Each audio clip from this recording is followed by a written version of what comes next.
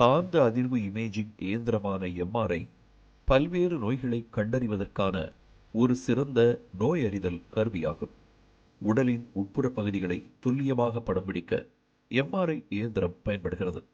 பூமியின் காந்தப்புலத்தை விட பல்லாயிரக்கணக்கான மடங்கு பெரிய காந்தப்புலங்களை உருவாக்கும் காந்தங்களையே எம்ஆர்ஐ இயந்திரம் பயன்படுத்துகிறது.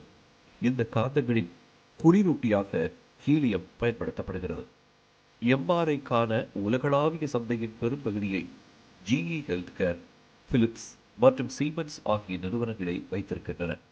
ஜப்பானின் தோஷிபா மற்றும் ஹிட்டாச்சி ஆகிய நிறுவனங்களும் எம்ஆர்ஐ கருவியை உற்பத்தி செய்து வருகின்றன. இந்தியா தற்போது சீனா மற்றும் பிற நாடுகளிலிருந்து எம்ஆர்ஐ இயந்திரங்களை இறக்குமதி செய்கிறது. இந்தியாவில் தற்போது சுமார் 3500 எம்ஆர்ஐ இயந்திரங்கள் உள்ளன. 1,5 டன் எம்ஆர்ஐ இயந்திரம் என்றால் 6 கோடி ரூபாயும், 3 டன் எம்ஆர்ஐ இயந்திரம் என்றால் 10 கோடி ரூபாயும் செலவாகிறது.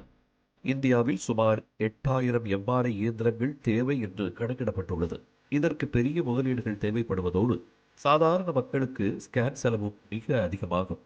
மருத்துவ சாதன துறையில் இறக்குமதியை சார்ந்திருப்பதை குறைப்பதற்காக தேசிய மருத்துவ சாதன கொள்கையை 2023ஆம் ஆண்டு மத்திய அரசு அறிவித்தது.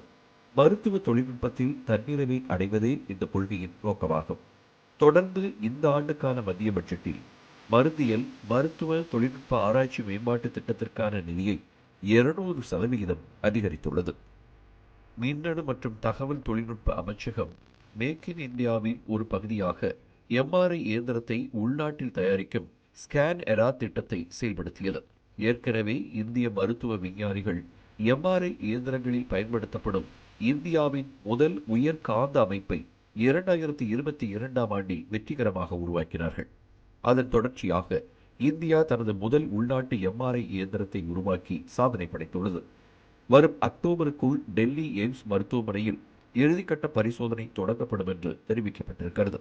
இந்த சாதனை மூலம் இறக்குமதியை சார்ந்திருப்பது 85% குறையும் என்றும் ஸ்கேன் செலவும் 30%க்கும் அதிகமாக குறையும் என்றும் கூறப்பட்டிருக்கிறது.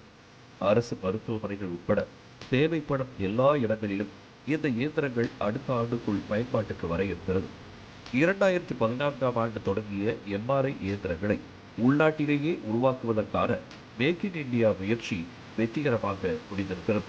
இது மருத்துவ தொழில்நுட்பத்தில் இந்தியாவின் குறிப்பிடத்தக்க மைல்கல்லாகும்.